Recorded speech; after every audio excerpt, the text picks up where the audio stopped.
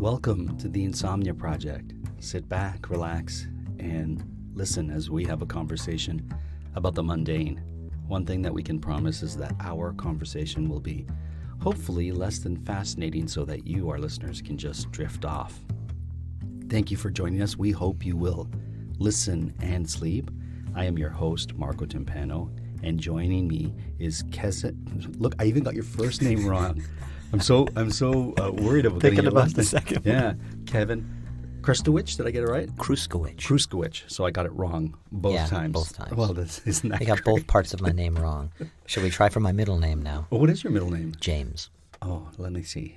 Jims. No. That's it, exactly. Kevin, I've known you for quite some time. I'm so happy to have you in the studio I'm happy today. to be here. And I apologize for getting your name wrong. That's okay. We were just talking about that and how horrible it is when people don't at least attempt to say your name. Yeah, well, that's what it is. It's the attempt. Of course, people are going to get my name wrong. It's a complicated name. It's when you look at it, it looks different than it sounds. But it's the attempt. It's the people who give up and then make fun of it to cover their own shame or embarrassment, and then get mad at me because my name's complicated. Like, I know my name's complicated. Yeah. You just try. It's a litmus test for respect. Yeah. Yeah, and I'm sure you've experienced that. With my first name, a lot of times people will try to change it to Mark. Yeah. And I'm like, no, it's Marco. And they'll kind of give me a quizzical look like, what does it matter? Yeah. It's like, well, it doesn't matter to you, and I don't care what you think about it. Yeah. That's my name. Yeah. But I wanted to delve into your tool chest because you're very handy. What are 3 of your top tools that you couldn't live without? Tape measure. Okay. Yeah. Measure twice, cut once? Yeah. Yeah. I usually measure like 4 times. Okay. Because I get worried. My drill. Okay. And then probably my hammer. Yeah. Do you have a good hammer? Yeah, I've got a good hammer. Because there's a difference, because you can get a dollar store hammer. Yeah. And you can get a good $25 hammer. And you can get a $50 hammer. Yeah. And there's a huge difference There is, yeah. in hammer. What's important for you in a hammer? A good handle, like that feels good in my hand. Right. I like a flared bottom on the handle, because if I'm holding it up towards the neck, I can turn it down and release my grip a bit, and it'll just slide down into the perfect spot. Yeah, it won't slide completely out of your hand, slip right? right out of my hand. I know where on the shaft I'm holding the hammer. Sure. I like a big face because I'm not always the most accurate on the nails, so I like a good face on the hammer. And there's a little magnet on the top with an indent, so you can hook a nail onto there, and you can start it just with a single hand. You can start a nail. I've always looked at those. I see them on commercials, and I was like, is that a good hammer? Because it looks so great. It's pretty great. Oh, You man. can just drop it in and bang it in with one hand while if you're holding something. And then you want the claw. You don't want one that's too bent. You want more of a framing one that's flatter so you can get into those tight spots. Oh, of course. I didn't think of that. I like a good weighted hammer. Yeah. And it clearly sounds like you have a good weighted hammer. Yeah. I've got a 14-ounce. Wow. Yeah. Yeah, because there's something about that, like the swing of the hammer hitting the nail. If it's not weighted properly, you don't get the impact that you need. Yeah. So so tell me about your drill. I've got a DeWalt 20 volt. I've got a DeWalt too. Yeah. I like a good DeWalt. I've got a driver. It came in one bag, a driver and an impact drill. Okay, so tell us the difference between those 2 drills, because our listeners might be like, I don't know. I thought a drill is a drill is a drill. Yeah. Well, with the, let's say sort of the bigger hammer drill, looks more like what you think a standard drill looks like, but it's got a setting that will basically vibrate the end of it, and that's for drilling into concrete and stuff. It sort of pounds at the concrete, and it's heavier and longer, so it's harder to hold. Right. But there's settings for drilling through things or screwing something in, different settings like that. The little driver is much shorter, doesn't have that long nose that standard drills have, and it's got a lot of torque to it, so it's light. And when you're doing a lot of drilling, it doesn't twist your wrist. Right. It's got this torque that will do that for you, so you're not constantly having your wrist turned on you. So if you're building a deck or something, that's a lot of long 3.5-inch screws going in all day long, and you're going to hurt your wrist. Sure. Really, ultimately. So those drivers are perfect for stuff like that. Oh, what about the numbers on the side of the drill? Yeah. You know how it goes like from 1 to 15 or whatnot? I never understand what those mean or meant to do. Me either, and I've looked into it, and I've tried to adjust it to see if I can feel the difference. Yeah. And I really don't have a clue. Okay, so I don't feel so bad because I've done the same. I've tried it on 1, I've tried it on 15, and I'm like, I don't notice a difference for what I'm doing, and I just figured, you know what, then for what I'm doing, this is not as relevant to other people's needs, I guess. Yeah. Yeah. Yeah, I really don't know. I mean, if you're drilling into a lot of cement and stuff, I'm sure you're going to change the torque on it. Sure. So when drilling into cement, it sounds like the drill not only rotates and drills, but it also kind of pounds like a jackhammer? Yeah. Okay. Yeah, that's exactly what it does. So that it kind of creates, I would imagine, a little chip that the drill then burrows into? Yeah. Okay. Yeah, and they have drill bits that drill, like masonry bits, have a flared end versus just a straight tip. Right. Regular drill bits, it's got this flared end that will grab it at all of that sort of brick or cement and pull into it, yeah. And then you use special screws called Tapcons. They're those blue ones? The blue ones, yes. Yeah. They're called Tapcons? Yeah, Tapcons. I didn't know that. Yeah, well, Tapcons it's like Kleenex. It's a brand name that you just basically just say, Tapcons, and they go to the blue screws. Is there a tool that you don't currently have that you would like to have in your tool chest or in your tool area? Yeah, probably a sander. Oh. I have a little orbital sander. I don't really have I have a belt sander, but that's not as useful as a little. Belt sanders can be crazy if you try to use them for purposes the wrong thing. Yeah. So I have to show you my floors. I wanted to get my floors sanded, and everyone I brought in to have my floor sanded would tell me, just replace the floors. It's cheaper to replace the floors. Right. And I was like, but I don't want to replace the floor. These are hardwood, thin slat floors that they don't use too much anymore. But we're like, why replace it when we can just refinish them? Yeah. And they're like, it's going to cost you the same. You know, the work that we have to do here, it's not a large amount of floor, so we can't really give you discounts and whatnot. Right. And so I was getting the bills, Kevin, and I was like, this is insane. And I was like, you know what? I'm going to sand the floor. And if I mess up the floors, so be it, we'll replace them at that point. Exactly, yeah. So I went and I got a sander, and I got it from one of those box stores, and I spent 3 hours, and it did nothing. It started to, I was like, oh, this is great, and then it just did nothing. Right.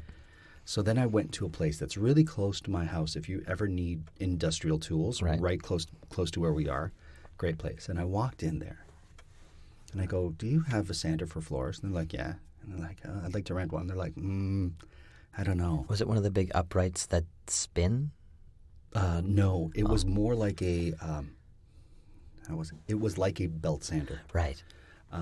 But it looked like the most basic metal thing. Like it didn't have bells and whistles. It was just like, this does one job and one job only. It had just a clicker, and you had to be very cognizant of making sure that it was upright when you finished so that it didn't sand where you were. Yeah. And they were like, I don't know if you can handle this, is what they said to me. I'm like, wow. Yeah. And I was like, listen, it might not look handy, and if I wreck my floors, I'll just replace them because that's what everyone's telling me. So one guy finally said, okay, come with me. I'll show you. And he showed me. And it was like the moment it hit the floor, we were off to the races. Oh, it goes. It peeled a layer off, and it was like, this is amazing. But the problem was I couldn't get close to the wall. No, you can't at all. So I had to use the trusty belt sander, and that was it was like fighting with an alligator is what it felt like. Yeah, I know. Those things frighten me. Yeah. I'd go right through the middle of the floor. Yeah. Yeah. And so I did it. Yeah. I stained it. And how is it? There's a couple of dips here and there, but we look at it as it adds character. I like that too. I like the mistakes, and some mistakes I can't stop looking at in my house, and other people's house is fine. Yeah. I don't have to look at it once I'm done. It saved me thousands of dollars, so I was happy. And it's satisfying. Like with my house, we ripped it all apart. This one we bought 2 years ago. Okay. So I know it all intimately, like the inside of those walls, the inside of that house. How old is your house? It's 103 years old. Oh, wow. Yeah. And so, you open it up and you go, oh, that vent is wrapped in asbestos. Sure, good no. to know. Okay. You don't touch it, it's fine. You just got to seal it back up. Sure. If you're replacing things, sure, you need to get the pros in to wrap it all up. But it is because it's 103 years old. Right. There's a stump holding up the house. Like a lot of those old houses, the main pillar that's going to hold up your main beam, it was often just a raw stump, like a tree, like a 6-foot section of a tree, and they wedged in there, and that's what's been holding up the house for 100 years. Oh my goodness. And it's but that's great. Like it's like old car engines. It makes it easier to understand. It gives you your basics. So those old houses are really basic. How's your stump doing? It's okay. I've actually replaced it just last year because after 102 years it had cracked and was starting to shrink up a little bit. So it was a little bit loose. So I was like, well, we've got to replace it. So what you replace? This reminds me of my episode that I did about culverts. Yeah. With Deb Kimmett, where we just kind of delved into culverts. So what do you do to replace? Like, we use the metal jack, like the metal version of that now, Sure. and you can jack it up and you can create that pressure and lock it off. But what did you replace the stump with? Concrete? Oh, with a jack. So your house now has a jack in its place, holding it, and the jack is resting on the stump, or did you? No, it's on the cement. It's just a complete replacement and rejigging of all of that stuff. Yeah. I was concerned there. Any surprises when we were tackling my cottage? And with the cottage we replace, we tend to things year after year. Yeah. And I remember I have a cousin who's an electrician, and we took the plate away from an electrical outlet, and it was like an octopus of live wires just facing us. And and he's like, "What is going on here?" And he's like, "Okay, stand back, turn off the thing. Let me get my tester that tests live wires." And we went through it, and he's like, "I can't believe this was here just like that." Yeah. Any surprises? Besides the stump, that is. Besides the stump that needed replaced. Yeah, I mean our cast iron stack, which is your main, your sewage. The inspector, when we first bought the place, came in and looked around and went, this is all okay. There may be a bit of bulging here, but you don't need to worry about that for a long time. Okay. We move in, and I was giving it all a good first clean before we moved all of our crap into the basement and leave it there for the rest of our lives, pretending we need it. And I went around the back, and it had there was a spot that was burst, and the inspector just missed it. And so we had to replace the stack, which was a cost I wasn't expecting. We had a pretty tight budget for our renovation because it was all knob and tubes. So we had to rewire the whole house. So to redo the stack as well was surprising. Our real estate agent was good. She softened the blow because she recommended that inspector. I'm not sure about inspector. Between you and me, I don't know about house inspectors and that whole business. We can get onto that later if you want. I insist on an inspector. I insist on an inspection. An inspection, yes. But I don't necessarily know if you need to spend your hundreds and thousands of dollars on an inspector. Okay. And that sort of racket. This guy, she recommended, and he had all of the certificates and all of the things, and he missed something that cost us, a few $1,000s. Wow. She felt really bad, so she bought us this gorgeous giant mirror for above the fireplace, which softened the blow a bit. She could have kicked in to replace the stack. She really could have. Yeah. So do you have a PVC stack now, or yeah? Okay. Yeah. Well, at least I will say this: replacing the stack before all your things are in the house. Yeah. I know it's a few $1,000s now. Yeah. But better than in 2 years from now when you're like, this is just a disaster. No, absolutely. I didn't realize they made stacks out of cast iron. Oh, yeah. All the original ones were all cast iron. And now at this point, we're getting to a point where they all should be replaced after 100 years. Of course. But that's amazing. Like cast iron has lasted 100 years in a house. And we always go, oh, that's terrible, and leaching, and it's going to be awful, and you can't trust it. But it's lasted for 100 years. The knob and tube wiring in our house, people always, knob and tube so dangerous. 100 years. Right. It just can't handle the voltage. Right. No, that's all. It's still possibly superior. Like already we've gone from like cast iron sort of in our generation to copper to PVC to like the flex the flex plastic now. Right. So we've already moved through like 3 technologies, where cast iron was there from, 100, 150 years. It was the thing. It lasted way longer. How heavy was it? Super heavy. I know. But brittle, because it was so old. Oh, it was of course. pretty brittle. Okay. Yeah. Wow. Yeah. Is there a project that you have on the go that you're looking forward to? In my own house or the Yeah. project? Yeah. It's not on the go right now, but we're going to build a laundry room in the basement. Oh, cool. Because it's an unfinished basement, and we're a bit tired of doing laundry in an unfinished basement. Sure. It just feels a bit gross. So I'll show you my laundry room when we're done, which is just behind this door where we're recording. What we did was we built a laundry area, and Amanda wanted a folding area that was above our washer and dryer. Yeah. But we also incorporated a curtain for self-tapes. Oh. So because you're an actor and I'm an actor, for our listeners, we often have to submit tapes of us auditioning. Yeah. And oftentimes actors will try to find an area in their home that has the least amount of things in it and maybe remove a mirror or I can't tell you how many times I've had to take pictures off the wall. And you're like, is my head in front of the little gold hook that's on the wall? Because I don't want that behind me. And it's always like the most frustrating part. And then like, I can't light this corner, but this is the best corner. Yeah. And so we're like, all right, we're building ourselves a little self-tape area in front of the laundry area. Yeah. And if we have laundry on the go or things that we don't want people to see, we just can use those curtains. Yeah. So I'll show you that after as well. That's great. We, in our guest room, it's our office/guest room, I built a Murphy bed. Oh. So You built it? Yeah. You actually built it? Yeah. Oh, wow. You buy the hardware. Right. Like the gas pistons. Sure. And then it comes with different designs. Wow. And you can choose your type of wood or whatever. And so we have a Murphy bed. So we have that space in the guest room, because after a while we're like, well, what do we have guests? 4 or 5 weeks out of the year? Right. I'm going to leave a whole bed taking up all this space. So we just fold it up, and it just looks like a big cabinet. Well, yeah, I was going to ask what's behind. So for our listeners who are like, I don't know, we don't call it a Murphy bed, or I've never heard that. It's those beds that you raise up and they just become part of the wall. Yeah, they fold up. They fold up. Yeah. And then you can pull it down. But a lot of times what's on the back end of the Murphy bed, so the part that you see on the wall, is fascinating. So you just have it look like... It just looks like a cabinet. Okay. Yeah, it looks like just because it's also not a vertical Murphy bed, it's a horizontal Murphy bed.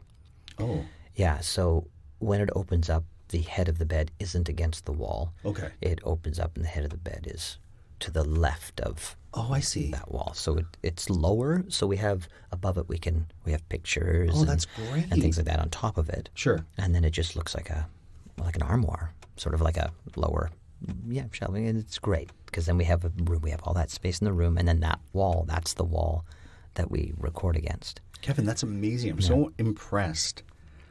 I know your performance background, so I've always been impressed about that. But I think the fact that you built a Murphy bed has sort of topped all respect I had for you as a performer.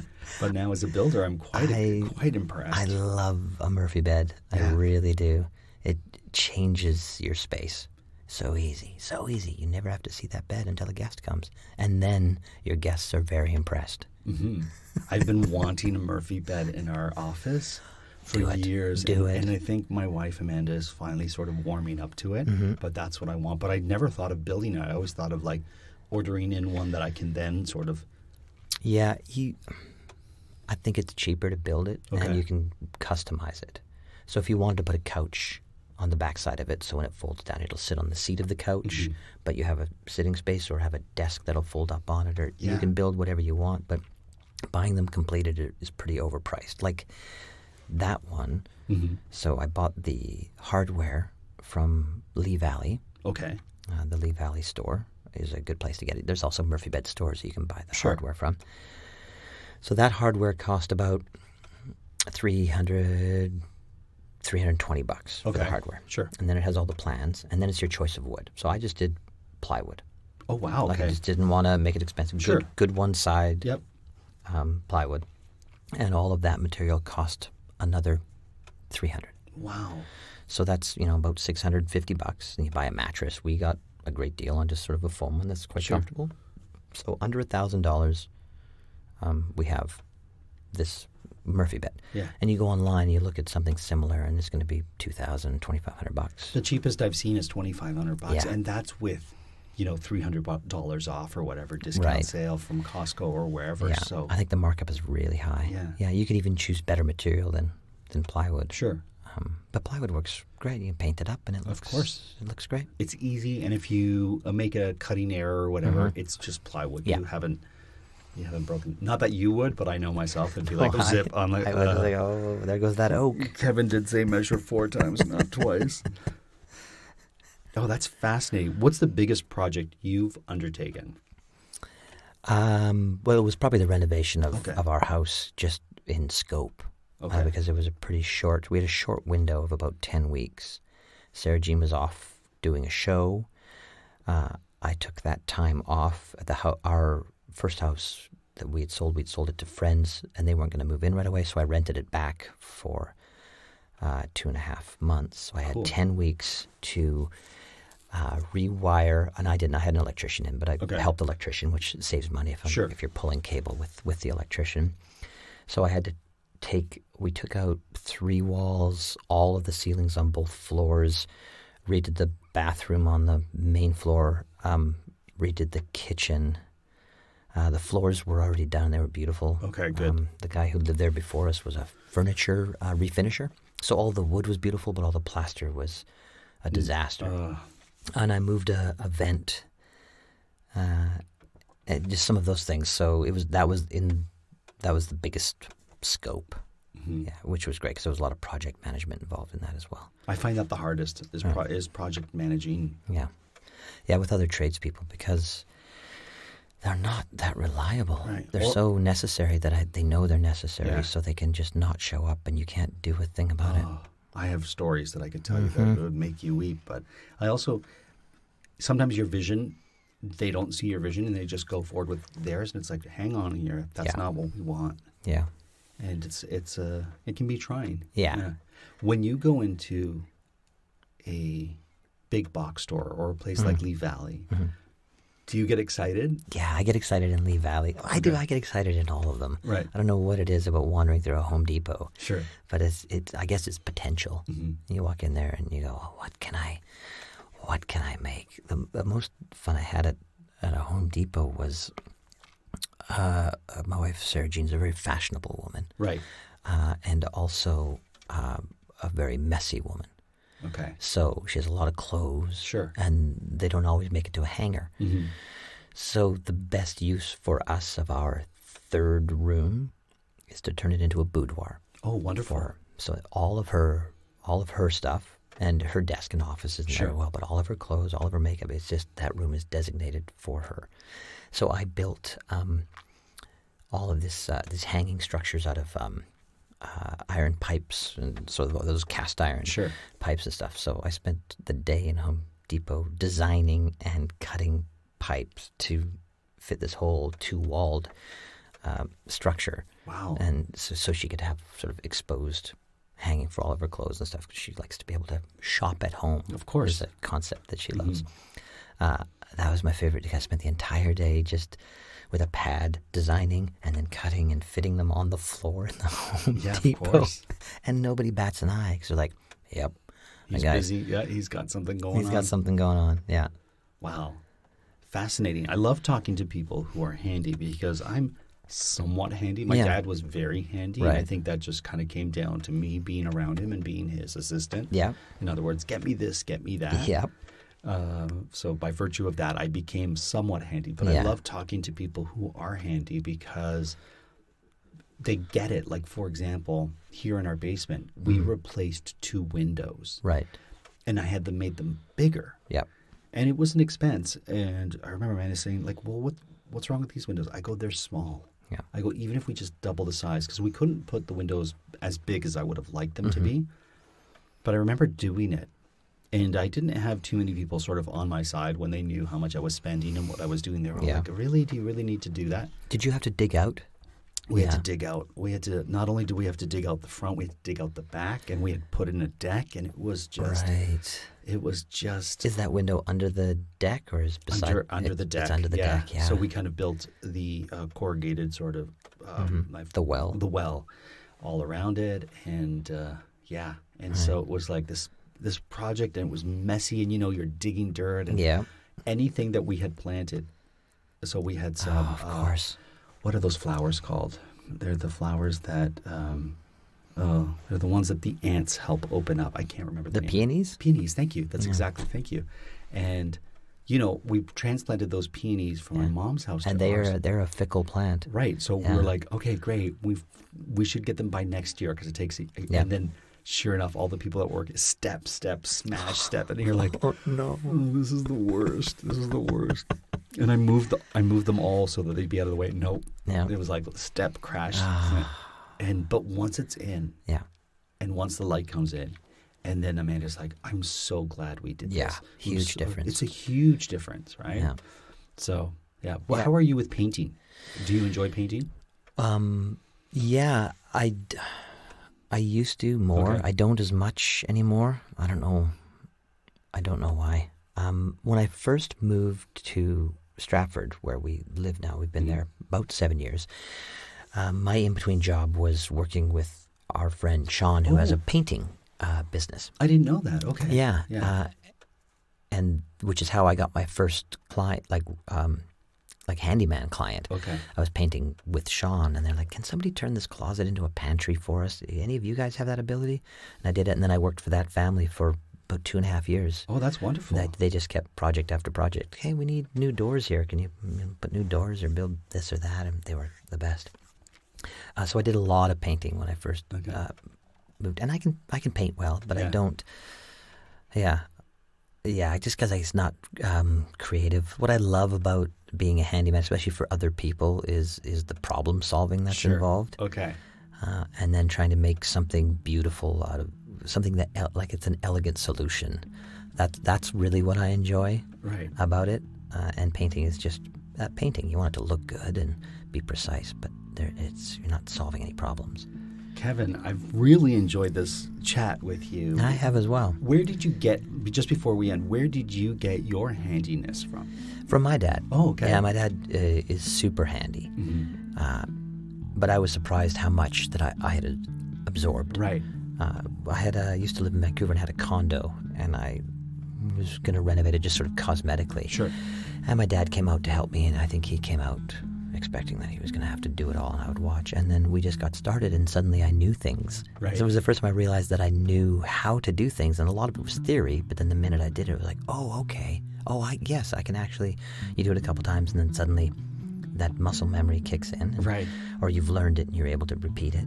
And that's when I discovered that I had it. And then my dad was like, oh, and then he started to, he used to just direct me. Like, your dad, like, go get that, do it like this, or shush, while I do this. And then, but at that point, then he started to go, oh, well, think about this when you do it. And he stepped back and became a really good teacher. Oh, wow. So that's when I started to figure out that I had some skills in my back pocket. That's amazing. Yeah. Well, thank you for sharing that, Kevin. Thank you. It's been a pleasure having you. Please come back. I would love to. And everyone else listening, we hope you enjoyed this handy episode of the Insomnia Project. If you have any questions regarding handy things, let me know. I can always pass them on to Kevin, and we'll see if we can answer your questions. Until then, we hope you listen and sleep.